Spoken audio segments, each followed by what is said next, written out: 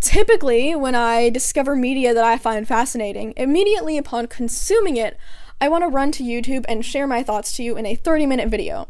Today's example is The Darkest Web by Eileen Ormsby, an Australian writer and journalist. However, all I have to say about the book is that it was very interesting. I agreed with pretty much everything, and I kind of also already knew everything that was described in this book. But when I first cracked open the book, and by that I mean I began scrolling through the first pages on my e-reader, I was given a forewarning. The contents discussed in this book may be disturbing and upsetting for some readers, especially the contents in part 3. That didn't deter me at all, because I already knew what I was getting into.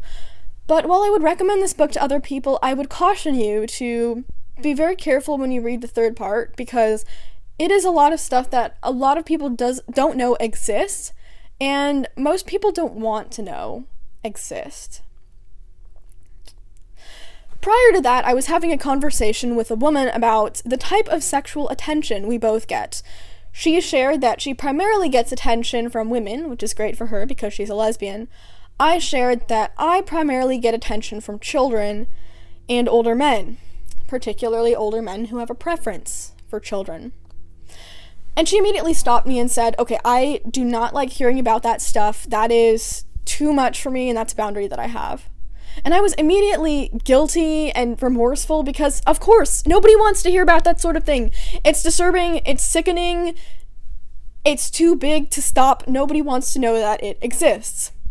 The problem is, though, regardless of whether I pay attention to it or not, that is attention that I can't escape from.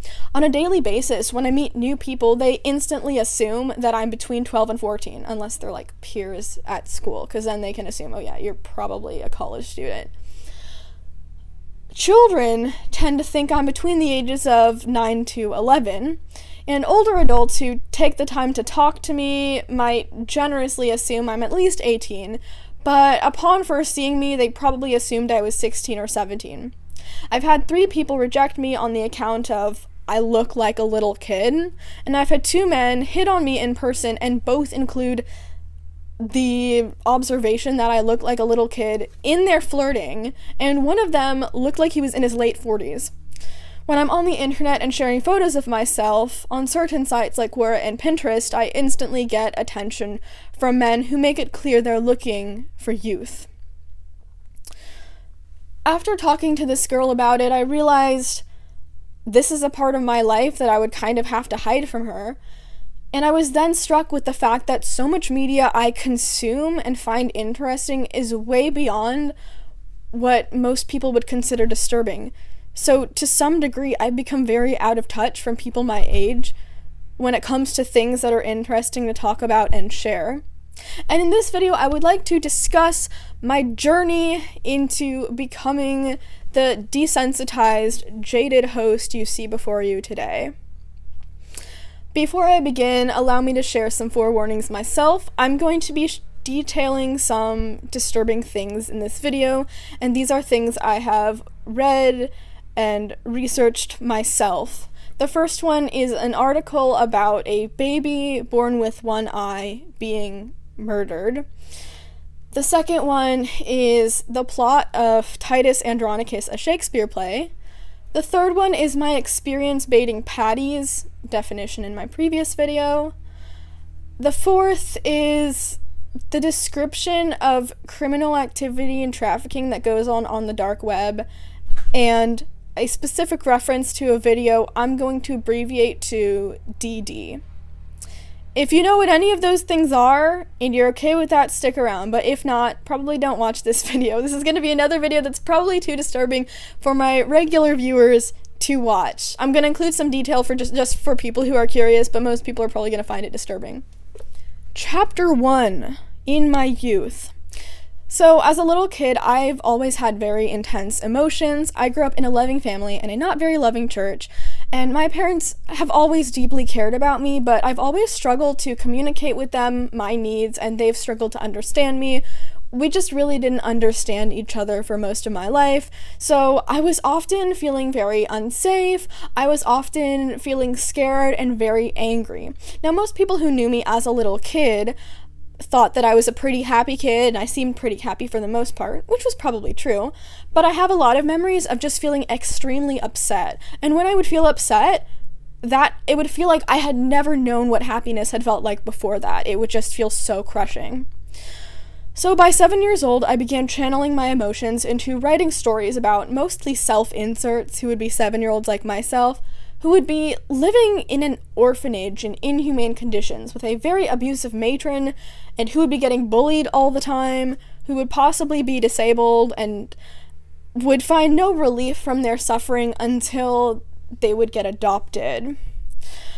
This was about the extent of my knowledge of disturbing things that a child can go through at that age. One of the only ways for a normal character to experience the emotions my brain gives me on a regular basis is to subject the character to horrible things. My emotions are irrational reactions to normal situations, but they're pretty standard and normal reactions to very horrible things happening to a child. Chapter 2. Genetics. By the time I was 11 years old, I became obsessed with genetic disorders and researching them. I found it fascinating how many different things could happen to a human if one gene is altered or turned off. And when I would research a lot of these genetic disorders, I would approach very disturbing photos and jump scares of stillborn babies or case studies. A few of them were Robert syndrome, anencephaly, Pfeiffer syndrome type 2, and Pfeiffer syndrome type 3. Robert syndrome is a mutation in the ESCO2 gene, and the most severe forms result in a baby being born without arms or legs, with fingers coming out of their shoulders and their hips, usually having a cleft lip, so a split running from their lips to their nose, and a cleft palate, which means a hole in the top of their mouth. And they tend to just have a lot of complications with their brain and body and are not viable for very long. Anencephaly is a condition where there's a huge part of the brain missing, so the top of the head appears flat, and the eyes appear a lot bigger and kind of pulled up over the forehead, giving an unusual type appearance if you're stumbling upon these as an 11 or 12-year-old online. Pfeiffer syndrome type 2 and 3 are disorders where the skull isn't closing properly or is closing too early. Pfeiffer syndrome type 2 includes a clover-shaped head on a baby, and Pfeiffer syndrome type 3 includes a baby, like, an appearance where babies sort of look like their eyes are coming out of their sockets. At that time, a lot of other kids my age were discovering creepypasta and shock horror content on the internet. Shock horror content is images, GIFs, and videos that circulate for the point of disturbing and traumatizing people. And when it comes to kids, they'll stumble upon these links or these websites, and they will instinctively send them to their friends. A couple years ago, I made this video called The Revenge Horror Phenomenon, which is a term I branded when kids find disturbing things online and immediately send them to their friends, so they will be traumatized by it too. At the time, I really pathologized it to believe that, children have this subliminal desire to take revenge or feel vengeful for the suffering they experience, so they will push that onto others by showing the same traumatizing images. But honestly, I don't think it's that serious. I think it's as simple as, the child was scared by something, so he's gonna scare his friends now. Because a lot of little kids can't really tell the difference between traumatizing somebody and annoying somebody, so they're not really intending to cause that much harm. But I think looking at disturbing images as a child is definitely traumatizing. I'm gonna keep that in there because that was really funny. While kids my age were reading disturbing stories on creepypasta, I was reading disturbing stories that were articles about babies born with severe deformities. And one of them that will stay with me for the rest of my life was a 2012 blog post written by Dr. Frederick Newman, who details the case of the Cyclops, about a baby who was born with one eyeball in the center of his forehead in 1960. So cyclopia is the most severe form of holoprosencephaly, which is a disorder where the two hemispheres in the brain do not fully separate by birth. The result of cyclopia is children or babies do not tend to live more than maybe 16 hours. This baby that was delivered at St. Vincent Hospital lasted 13 days. So when the baby was delivered, the sex is not known, so I'm going to default to male pronouns. He was immediately taken from the mother, and the obstetrician told the mother, "Oh, your baby died, and we took him away." Didn't even let the mom see what her baby looked like, because the doctor believed that the mom would be traumatized by seeing her baby. He didn't even ask, he didn't even inform her. Dr. Newman described the baby as having one eye in the center of his face. He appeared to be blind. The trachea and esophagus were connected so that they all went to the lungs, so there would have been no way for the baby to eat through his mouth. G-tubes, anyone? Okay, so I checked and G-tubes were not invented until 1979, but feeding tubes have been used since ancient times, and there have been nasal tubes used for short-term feeding, which would have been a good idea for a baby that wasn't going to live very long, and they have been around since the 1800s. Because they assumed that the baby would die shortly after birth, the baby was abandoned in a back nursery and given no food, no water, and no attention. For the next 13 days, that baby cried as he was starving to death, and nobody was taking care of him or paying attention. And eventually, doctors suggested that Dr. Newman perform a minor surgery on the kid's fingers because the baby was born with extra fingers, and so he was like, you should remove them for the experience. And as Dr. Newman is removing the child's fingers with no anesthesia, the baby starts screaming in pain, and the doctor is like, oh wait, this monster, he literally calls the baby a monster, oh wait, this monster can feel pain, like, this is a kid in pain and crying like a normal baby, because this is a baby, not a monster. And the Dr. Newman even considers suffocating him, and then it turns out the next day that the baby is already dead, and they finally dispose of the body. We don't know if the baby was we can kind of assume the baby was murdered, but he could have just died of starvation. The baby was murdered. He was starved and tortured to death. We just don't know whether he was suffocated or if he died from starvation and dehydration. But he lasted nearly 2 weeks without food, water, or comfort from a parent. And this is an incredible case because up until 2024, babies with cyclopia did not last more than maybe 1 day. And reading that, it was just like exposing me to the horrors of what happens in the medical field, the horrors of babies with disorder and how they're treated as inhumane by doctors, as objects, as research cases instead of actual human beings. Chapter 3. Literature. When I was 15, I became obsessed with Shakespeare, and I confided in my piano teacher about how much I loved to read it. She connected with me by saying she loved reading Shakespearean comedies, but when it came to tragedies, she really struggled reading them, and then she mentioned Titus Andronicus as being a play she read in college that she could not stomach. So what do you think I did? I went and read Titus Andronicus. So at the time, I was in my second year of high school, and my English teacher had a complete works of Shakespeare in his closet. This was a few months before lockdown, and during lockdown, actually right before lockdown, the English teacher actually let me keep the book, and I still have it. During my free period, I would read Shakespeare in his classroom, and I read the entirety of Titus Andronicus. It is the only Shakespeare play so far to give me chills. Titus Andronicus follows a revenge plot between a Roman general named Titus Andronicus and a captive queen of the Goths named Tamora. So when Tamora is captured, Titus kills one of her sons in front of her to avenge most of his sons who were killed in the war, and Tamora vows her revenge. So she convinces her sons to rape his daughter and mutilate her so that she can't reveal who hurt her.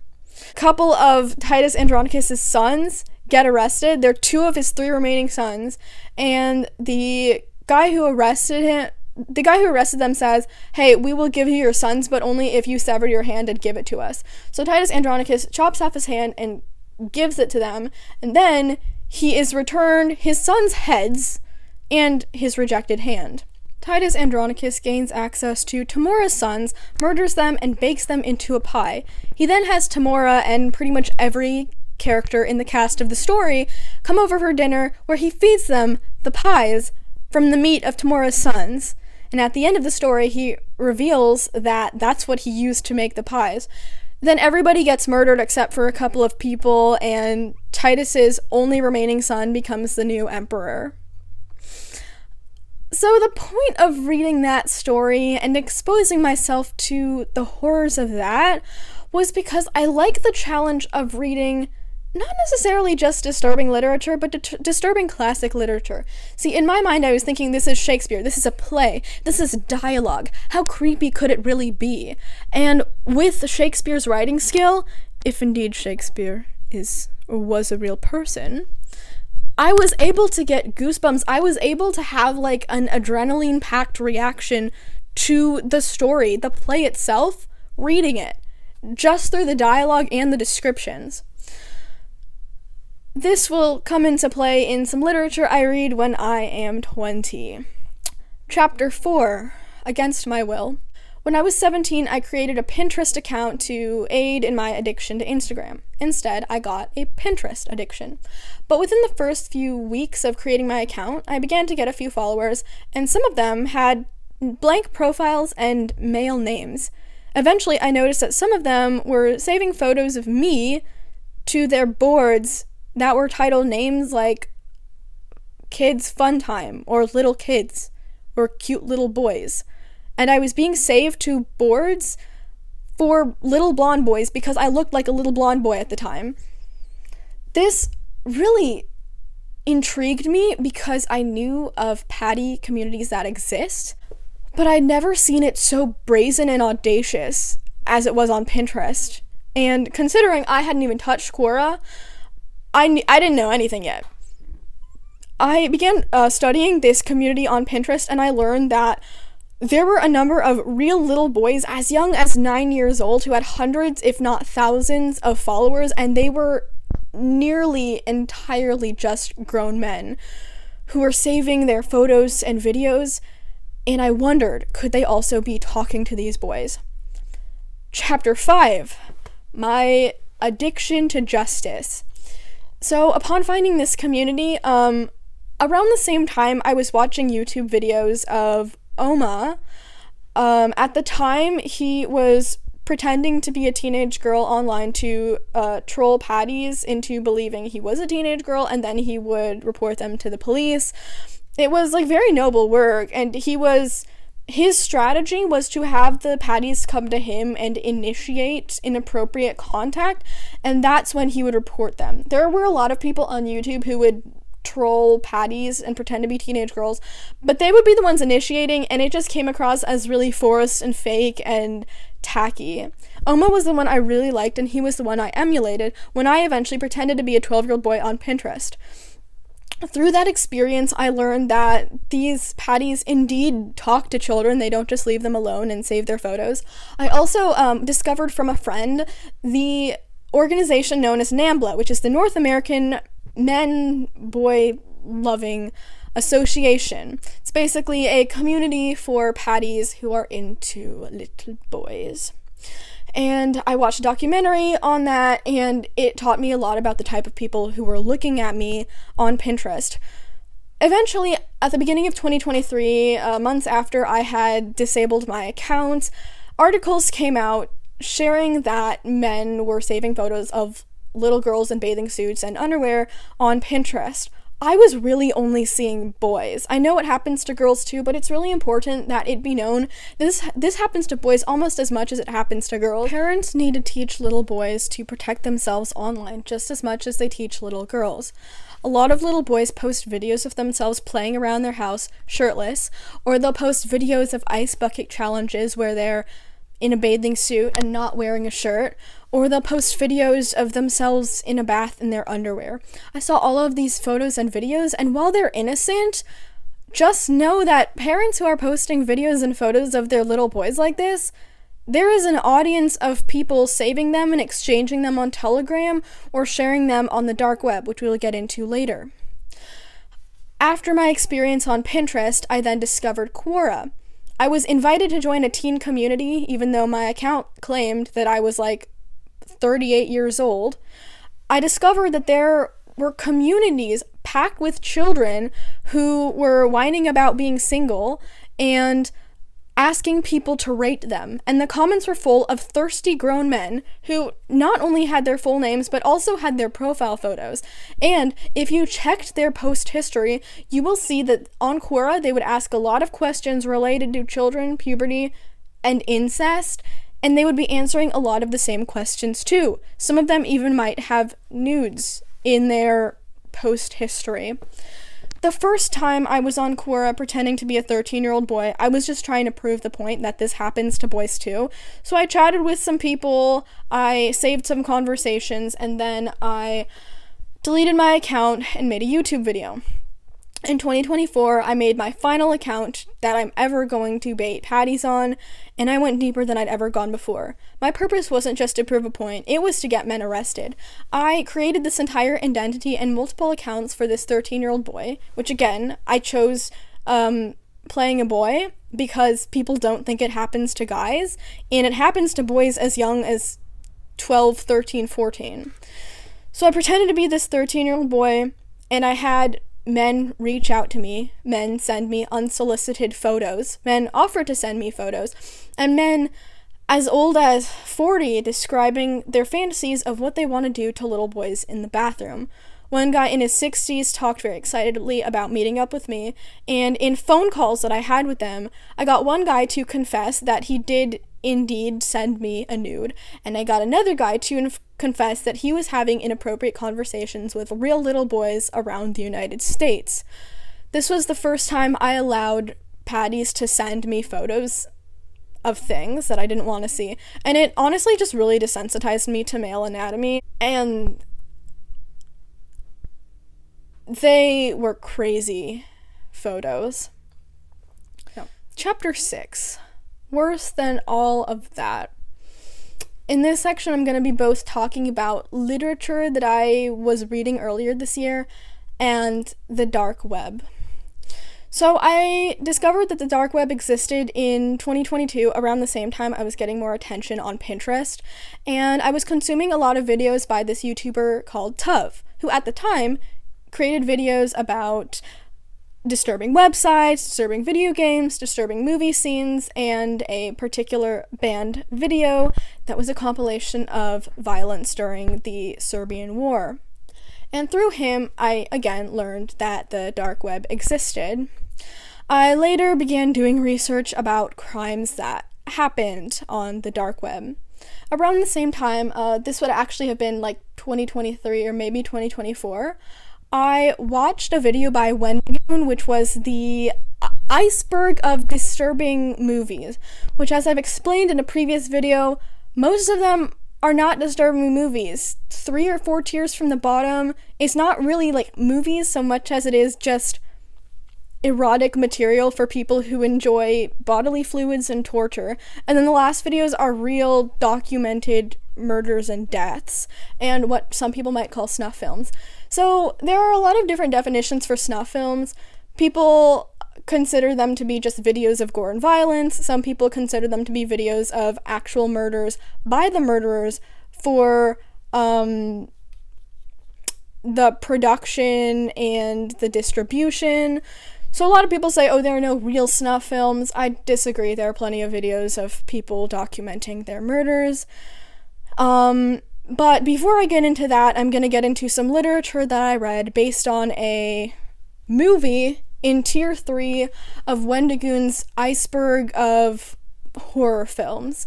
So Salo is a 1975 film loosely inspired by the Marquis de Sade's 1785 monstrosity The 120 Days of Sodom. I dedicated an entire video to that, but all you need to know is that the reason I decided to read it was for the shock content.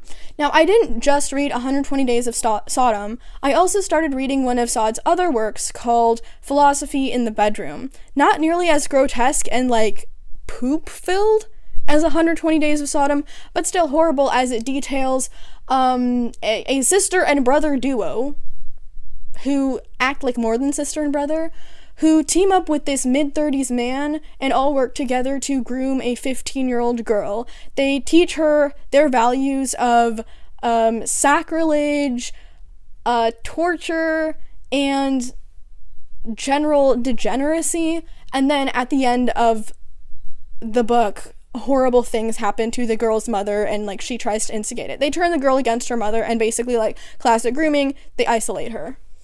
The book, well, is terrible, but it just details word by word the grooming of a teenage girl and a bunch of horrible adults isolating her from her parents and convincing her to hurt her mother. At the end, her mother lives, but probably dies from infection based on what happens to her. I haven't finished it, I just read the summary. I might finish it. The reason I've been reading a lot of Saad is because I struggle with reading unless I'm getting an adrenaline rush from them, and Saad is great for an adrenaline rush when you're as desensitized as I am. This is not a good thing. And by desensitized, I don't mean that I condone anything that he writes. I mean that it doesn't, like, scare me or turn me away from his books. I'm able to read them, and I find his writing style a little bit funny because he takes himself way too seriously when he's the most ridiculous person who ever walked the face of the earth, and also horrible too, and somebody who commit crimes himself, some of which are represented in his literature. Now, to get back to the dark web, I began researching snuff films. I cannot stand photos of intentional violence, and definitely not sexual violence. I can't stand shock photos for the sake of shock photos. The most I could handle was, again, those stillborn babies in a previous chapter of this video. So instead of watching these videos, I would watch people talk about these videos, or I would read about them. And one of the most depraved stories that I ever heard was the story about Dee Dee, which is a video of an 18-month-old girl being abused by, in the video, an 18-year-old girl, but directed by a grown man known as Peter Gerard Scully. He was is an Australian, who was living in the Philippines, where he was grooming a bunch of barely legal and underage girls to help him carry out his crimes and traffic very little girls for videos. He would then upload them to a site that I won't share. It's no longer up, I'm just not going to share it. I don't want you guys to get in trouble. I want you guys to be curious, but I don't want you guys to get in trouble and, like, hurt yourselves in the process of research. Peter Scully was finally arrested shortly after, or like before, around the same time as another guy named Matthew Graham who went by Lux, and ran another website that was dedicated to videos of horrible things happening to children, and worse than, like, most paddies considered, where it's not a competition, but at that point it's comparable, just the intention for pain and screaming and torment and violence that these people are afflicting. So this video, Dee Dee, was circulating on this other website that Matthew Graham was hosting, and Matthew Graham himself wasn't even necessary. No, he was a paddy. I don't care. No, he was a paddy. Matthew Graham claims to be asexual, but then he admits that he got off to the stuff that he showed on his website, and there were children in it, so by definition he is a paddy. There was no record that he hurt anybody in real life despite working with children, but he 100% instigated, supported, and encouraged, and gave advice to older men who wanted to actually do stuff to their younger family members, or people they actually knew, children they actually knew. So Matthew Graham deserves to get way more than 15 years in prison. He was, like, a barely legal young man, and everybody who looked to him and admired him was like a grown man who was middle-aged or even older. So they were all just surprised how young he was and how jaded and depraved he was at this young age. So Matthew Graham was tried and convicted for only 15 years, even though he instigated, encouraged, and like gave advice to people who actually wanted to carry out horrible things to children. And Peter Scully was arrested and I think given like 120 or like a double life sentence in prison.